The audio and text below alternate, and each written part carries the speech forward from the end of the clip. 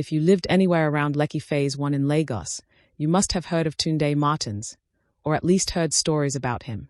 Tundday was the man every mother prayed her daughter would marry. Tall, fine, successful, and with that soft-spoken confidence that made women melt like butter left in the sun. He had everything. Money. Check. Looks. Double check. A booming tech company that was making small startups cry for mercy. Triple check. Even his smile looked like it came with its own soundtrack. People used to say, if Tundday Martin sneezes, 10 women will rush to bring tissue. But behind that perfect life, Tundday carried a secret that had turned his love life into a spiritual battlefield. He had dated almost every type of woman imaginable, from prayer warriors to Instagram influencers, bankers to bakers, and all of them started strong. The romance would be sweet at first, like fresh puff in morning oil, dates at fancy restaurants, late-night calls filled with baby this and my sugar that. But the moment the relationship got serious, the very moment they entered the other room, something happened. The women would scream. Some would faint. A few would run out naked, holding wrapper and shouting like someone pursued by masquerade. One even relocated to a garden without taking her slippers. After the 5th heartbreak, Tundday gave up. He sat in his apartment one Sunday morning, wearing his egbada like a defeated chief, staring into nothing. Maybe it was a curse, he thought. Maybe his village people had tied his destiny to shame and rejection. In desperation, he went to see Prophet Elijah of Thunderfire Ministries, the kind of prophet who shouted before the Holy Spirit even arrived. Man of God, Tundday said, kneeling on the cold tiles, I need deliverance. Every woman I love runs away. They don't even tell me why, they just vanish like Nipa light. The prophet squinted at him and said slowly, My son, your problem is not spiritual. It is physical. Tundday blinked. Physical coup. The prophet sighed and leaned back in his plastic chair. Yes, whatever it is that they are running from, it's not demon. It's you. You know what I mean. Tundday swallowed. He knew. From that day, he made peace with solitude. He poured all his time into work, gym, and cars. If love wouldn't come, at least money could keep him company. He swore off Lagos women completely. Until Amaka Okafor entered his life like gentle Harmattan rain. It started one Sunday afternoon at House on the Rock Church. Tundday was there not for prayer, but to fulfill righteousness. He sat at the back, phone in hand, pretending to follow the sermon while secretly answering work emails. Then he heard a voice behind him, soft, calm, with that Igbo accent that wraps English words in honey. Excuse me, please, is anyone sitting here? He turned, and peace left his heart. Amaka was the kind of woman who could make a man forget his PIN code. Her skin glowed like she had been bathed in confidence and coconut oil. She wasn't flashy, but she carried grace in every movement. Tundday smiled politely. No, please, have a seat. She smiled back and pulled out her notebook. For the first time in years, Tundday actually listened to a sermon. After service, as people began greeting and exchanging hugs, he found himself still beside her. So, are you new here? He asked. Yes, she said. I just moved to Lagos from Enugu. I'm a teacher at a private school in Lekki. Teacher, he repeated, grinning. That explains the notebook. Most Lagos people only write when they are signing loan documents. Amaka laughed, the kind of laughter that made his chest feel warm. And just like that, their friendship began. Weeks turned into months. They went from casual chats to sharing food after service, then to long phone calls that stretched past midnight. Tundday was smitten. But there was one thing that kept him cautious, Amaka's firm belief in no intimacy before marriage. At first, he thought she was joking. In Lagos, that kind of talk usually came with a, but let's just sleep over Shaw by week 3. But Amaka was serious. I've made a promise to God, she said one evening as they sat by the lagoon, the city lights dancing on the water. No intimacy until after my wedding day. That's how I'll know my husband truly respects me. Tundday's heart almost jumped out of his chest, with relief. This was divine arrangement. A woman who would marry him before discovering the reason his exes ran away. Amaka, he said with a trembling smile. You are different, and I respect that. She smiled softly. I hope so. In that moment, Tundday decided, this was the woman he would marry. 1 year later, their wedding shook Lagos. People came dressed like peacocks from every part of the city. Instagram went on fire with pictures of their smiling faces and captions like #TundayWedsAmaka, #LagosLove, #Godwen. The reception was loud, colorful, and full of laughter. When Tundday looked at Amaka dancing in her white gown, radiant like morning dew, his heart melted. He whispered to himself, "This is it. Finally." But deep inside, fear lingered like stubborn smoke. Because when night falls, truth always comes to visit. That night, as they entered their honeymoon suite at Eco Hotels, Amaka was nervous, the way every new bride is. She excused herself to the bathroom, whispering prayers and psyching herself up. Meanwhile, Tundday sat on the bed, smiling outwardly but sweating like a thief under generator heat. He turned off the lights when she came out in her robe, hoping darkness would protect him from rejection again. But fate had its own sense of humor. What Amaka saw that night would test her faith, her heart, and even her blood pressure. She screamed, "Jesus!" Tundday jumped. Amaka scrambled out of bed, ran across the room, switched on the lights, and turned around slowly, eyes wide, mouth trembling. Her gaze dropped. Then she blinked twice and collapsed, flat like plantain falling out of hot oil. "Amaka! Babe! My love!" Tundday shouted, running to her side. He sprinkled water on her face, fanned her with the hotel brochure, even attempted CPR from a YouTube memory. Nothing worked. "God, she's joined them," he muttered. "This one too has seen it." The receptionist downstairs must have wondered what kind of honeymoon was happening upstairs, because 5 minutes later the hotel nurse arrived with a first aid box. They carried Amaka to the car, and Tundday sped to St. Gregory's Hospital at breakneck speed. The next morning, Amaka opened her eyes to the sight of a young doctor smiling down at her. "Ah, Mrs. Martins, you're awake. Thank God. How are you feeling?" Amaka blinked rapidly, trying to piece her memories together. Then it all came rushing back. The darkness, the shock, the faint. Her eyes widened. "Where is he?" she whispered. "Your husband." "Yes. Don't let him in," she said, grabbing the doctor's wrist. The doctor blinked. "Ma, he's been outside all night, worried sick." "I don't care," Amaka said, trembling. "If he enters this room, I will die." Now the doctor was thoroughly confused. "Ma, did he hit you?" "No." "Did he insult you?" "No." "Then what happened?" Amaka looked away. "Doctor, you won't understand." The doctor scratched his head. "Madam, I'm a medical professional. I've seen everything." Amaka whispered, "Not this one." Meanwhile, Tundday was outside in the corridor, pacing like a man awaiting exam results. He'd spent the whole night praying, rehearsing explanations, and considering joining a monastery. When the doctor finally came out, Tundday rushed to him. "Doctor, how is she?" "She's stable," the doctor said slowly, "but she's requesting that you don't come in." Tunday's heart sank. "She said that?" The doctor nodded. "Sir, what exactly happened last night?" Tundday stared at him. "Doctor, it's complicated." Hours passed. Nurses whispered. The hospital gossip factory was working overtime. "Did you hear?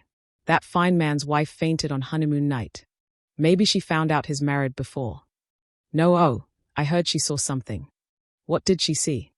"Nobody knows. But she fainted again when she woke up." By afternoon, Tundday couldn't take it anymore. He forced his way into the room. But when he entered, the bed was empty. Amaka was gone. "Doctor! Nurse!" he shouted, running into the corridor. "My wife is missing." While Tundday was searching the hospital, Amaka was already in a bolt ride heading to her best friend's flat in Surulere. Kimi, her best friend since university days, was home watching a Nollywood series when the doorbell rang like someone pressing it to summon help. She opened the door and froze. "Amaka, what are you doing here? Shouldn't you be with your husband?" Amaka stormed in, dropped her bag, and collapsed on the couch. Kimi rushed to her side. "Talk to me, my sister. Did he beat you? Did he cheat already? I will fight him." Amaka shook her head, eyes wide, lips trembling. Kimi leaned closer. "Then what happened? Is he possessed?" Amaka whispered, "It's worse." Kimi frowned. "How can something be worse than beating or cheating?" Amaka swallowed hard. "Kimi, he's monstrous." Kimi blinked. "Eh? How?" Amaka covered her face. "It's below." Kimi's jaw dropped. "Below? As in?" Amaka nodded weakly. Kimi burst out laughing. "Wait, are you saying your husband is too big?" Amaka glared. "Kimi, this is not funny." But Kimi was already rolling on the floor. You're complaining about what other women are fasting and praying for. Kimi. Amaka shouted. You don't understand. It's not normal. It's like a weapon. Kimi paused, blinking, then laughed even harder.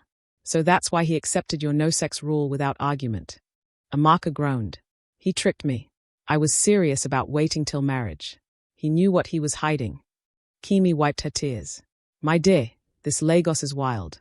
Women are running from stingy men, and you're running from a man with abundance. Amaka stood sharply. I'm not joking, Kimi. This thing is life-threatening. Kimi raised her hands. Okay. Calm down. So, what's the plan? I'm not going back, Amaka said firmly. I can't do it. I won't survive it. Kimi sighed. All right. But you know that man will come looking for you. And she was right. Because that same night, Tundday's phone buzzed with a message that broke his heart. Tundday, please don't look for me.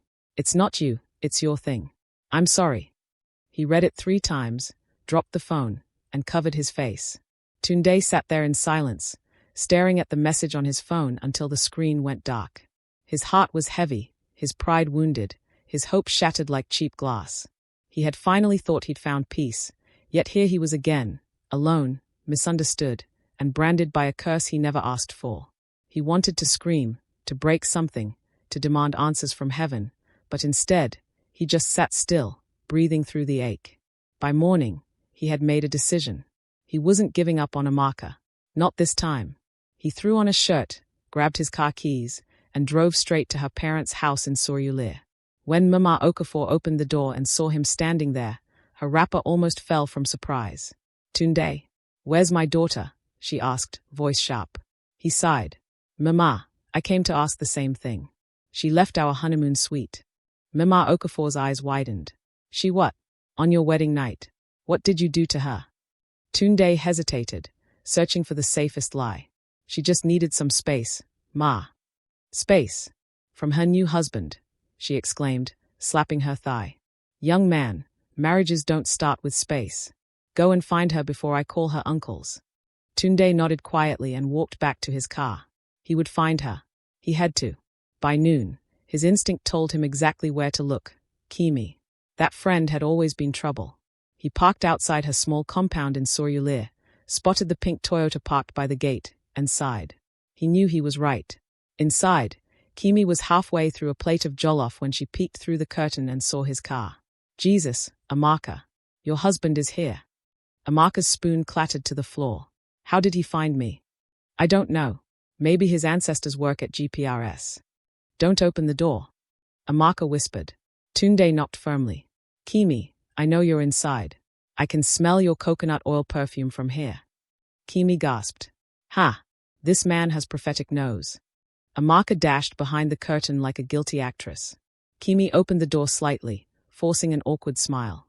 Ah, Tundday my guy. What brings you to my humble abode? He folded his arms. Where's my wife? Wife? Which one? Kimi. His voice dropped lower. The one whose shoes are at your door and whose phone you're hiding under that cushion. Kimi looked down, saw the evidence, and sighed. Fine. She's inside. But please, don't shout. The poor girl is traumatized. Tundday stepped in slowly. Amaka, he said softly, please come out. There was silence. Then the curtain shifted, and Amaka emerged, arms folded, eyes guarded. So this is how my wife abandoned me? He asked quietly. Tundday, I'm sorry, she whispered. I just want to understand. Is it really that bad? Her face twisted. It's not bad, Tundday. It's terrifying. You should have warned me. He rubbed his neck helplessly. How was I supposed to bring that up? Hi babe, before we marry, let me warn you that I carry full load. Kimi snorted and tried to hide her laughter. Amaka threw her friend a glare sharp enough to cut onions. Don't laugh, Kimi. Tundday sighed. I didn't want to lose you. You were the first woman who didn't judge me, who saw me for who I am. Amaka softened a little.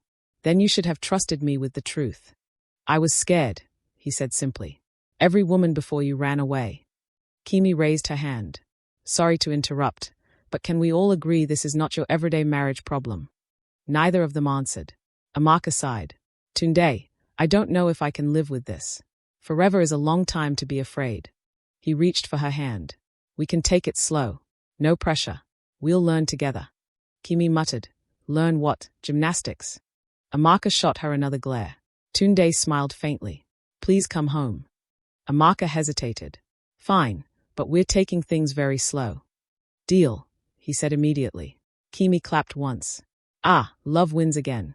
But Amaka, please sleep with one eye open before national disaster happens at midnight. Amaka gasped and slapped her arm. Kimi, you're mad. The drive home was awkward. Tundday kept sneaking glances at her, but she stared straight ahead like a statue. When they arrived, she ran into the bedroom and locked the door. Tundday knocked gently. Amaka, I promise I won't touch you. Just open the door. Swear on your mother's name. He chuckled. I swear.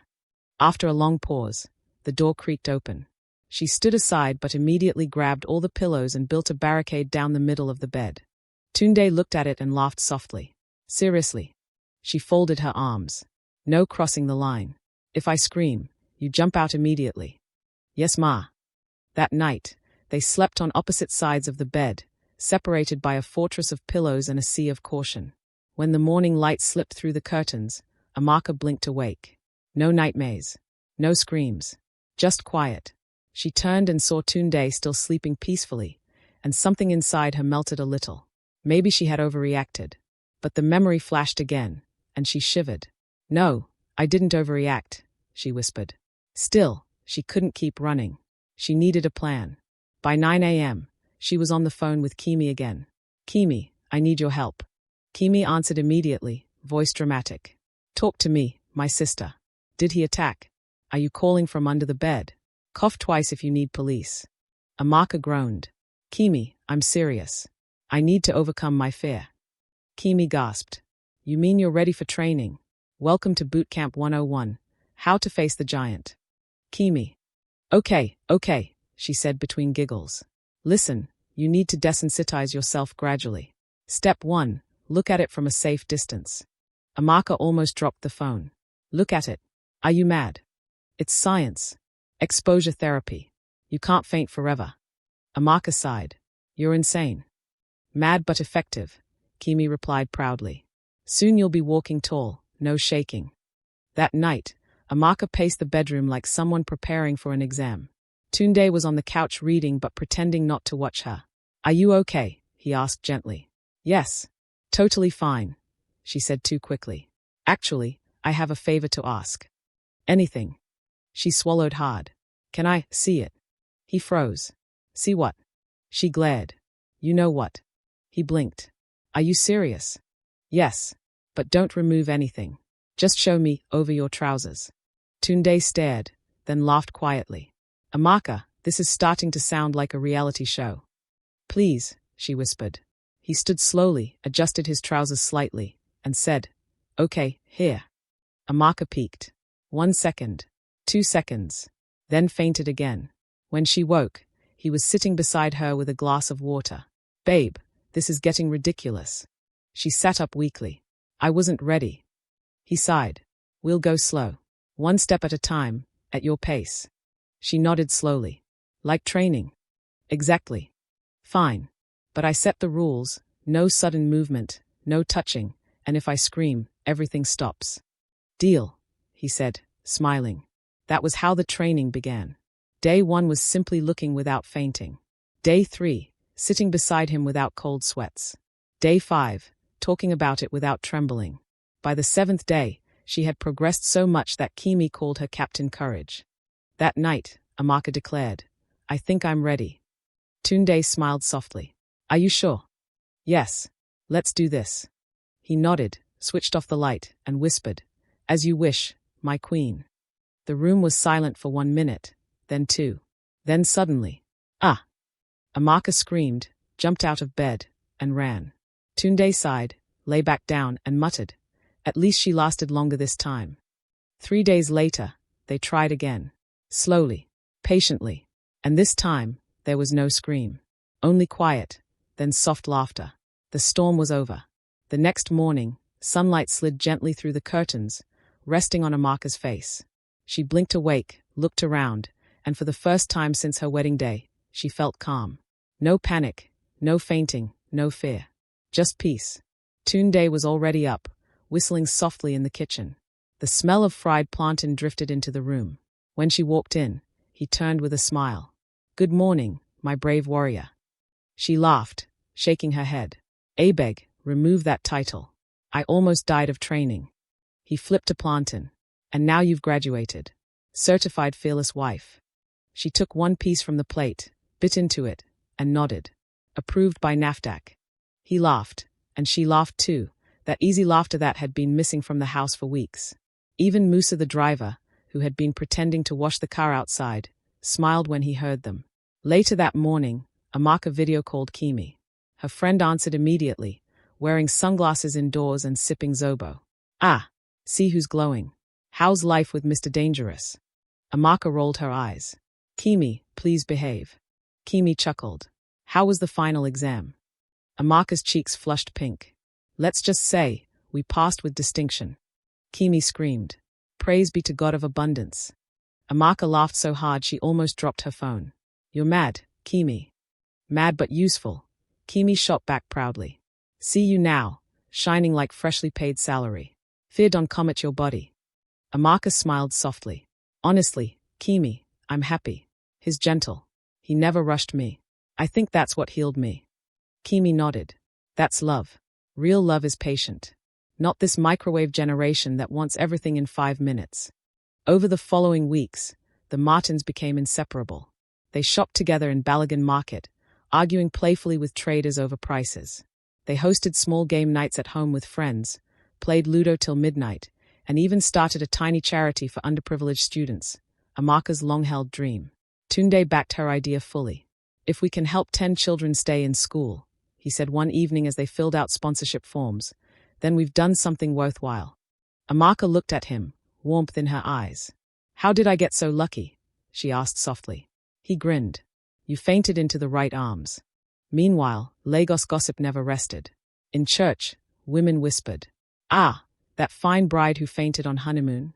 She's back with him. Ehen. What changed? Maybe she joined gym. Or maybe she found new anointing oil. Amaka didn't care anymore. Let them talk. She had found her peace, and her laughter had returned. One Sunday, Mama Okafor came to visit. Her wrapper was starched so sharp you could use it to slice yam. She sat down and immediately began her inspection. My daughter, she said, narrowing her eyes, you are glowing. Either you are pregnant, or you are finally sleeping well. Mama. Amaka squealed. Tundday almost choked on his tea. Mama laughed. Good. That's how it should be. When husband and wife laugh together, home will not scatter. She turned to Tundday. My son, love her the way Christ loved the church, gently, and with food. Yes, Ma, he said quickly. That night, after Mama left, they sat on the balcony watching the Lagos skyline shimmer. The air was soft, the sound of distant laughter drifting through. Do you ever think about the beginning? Amaka asked quietly. Every day, he replied. Sometimes I still wake up thinking you'll run away again. She squeezed his hand gently. I almost did. But you waited. You never made me feel small. You turned fear into friendship. He smiled. You turned loneliness into home. They sat like that for a long time. Two silhouettes against the orange glow of Lagos, finally breathing the same peace. A few days later, Kimi called again, laughing so hard she could barely speak. Guess what? She said between giggles. I just met a guy at the gym who claims to be your husband's cousin. He said big things run in their family. Amaka froze, then burst out laughing. Kimi, stop it. I'm serious, oh. Kimi said, wiping her tears. If you ever have a son, may God prepare his future wife. Amaka laughed till she cried. Kimi, you're impossible. When she told Tundday later that night, he just shook his head smiling. Remind me never to invite that woman to family meetings. Months passed, and their home remained filled with laughter and the smell of jollof rice. When people talked about the Martins, they no longer mentioned fainting or fear. They talked about love, patience, and laughter. One evening, Tundday came home holding a small paper bag from the pharmacy. He walked in casually, but his eyes were shining. Amaka was in front of the mirror, rubbing lotion on her arms. What's in the bag? She asked. He grinned. Doctor says congratulations are in order. She blinked. Congratulations for what? You're pregnant. Silence. Then a scream so loud the gatekeeper outside shouted, "Madam, you day okay?" Amaka covered her mouth. "Pregnant? Me?" Tundday laughed. "Yes, you. Mrs. Martins the brave." She hugged him tight. "God, look at us. From fainting to family." He kissed her forehead. "We've come far, my love." 9 months later, a chubby baby boy arrived, loud enough to let the world know he carried Martin's blood. They named him Chibuza Tundday Martins. God leads the way. When Kimi came to visit, she nearly dropped the baby from laughing. "Ah, look at his fingers," she cried.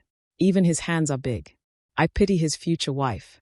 "Kimi, behave yourself," Amaka said, laughing and shaking her head. Tundday smirked. "One day I'll ban you from this house." "You can ban me," Kimi said proudly, "but truth will still trend." They all laughed until even baby Chibuza joined with tiny giggles. Some months later, Amaka was on a video call with Tunday's mother. Mama Martins laughed as she remembered her own wedding night.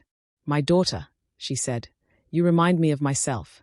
When I married Tunday's father, I too fainted." Amaka's eyes widened. "Mama, you what?" Mama chuckled. "Don't worry, it runs in the family. The Martins men are blessed." Amaka covered her face. "Jesus take control." When she told Kimi later that day, Kimi dropped her fork and screamed. "So it's hereditary? Ha! Martin's family foundation of giants." Even Amaka couldn't stop laughing. Years passed.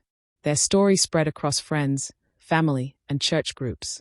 Not as gossip anymore, but as legend, a lesson wrapped in laughter. Whenever young couples faced misunderstandings, the older women in church would say, "Remember Tundday and Amaka. If they can find laughter after fainting, you can find peace after quarrel." And everyone would laugh. The once feared, once fainted on husband had become the man every woman wished her daughter could marry. The once frightened bride became a counselor for other women, teaching them that love wasn't about perfection. It was about patience, humor, and courage. At storytelling nights in Lagos joints, old men would retell their story between bottles of malt and palm wine. The storyteller would always end by tapping his stool and saying, "My people, if love faints, don't panic. Give it water, patience, and one more chance. Even miracles need time to wake up." The crowd would laugh and raise their cups. "Story, story," the storyteller would shout. "Story," the children would echo. And that was how the Martins taught Lagos that even the strangest beginnings can end in laughter. Proof that in love, fainting isn't failure. It's just the prelude to forever. If this story made you smile, laugh, or learn something new about love, don't keep it to yourself. Like, share, and subscribe to Tales by Shaldre for more heartwarming stories told with soul, humor, and truth. Until next time, keep your heart open and your spirit light.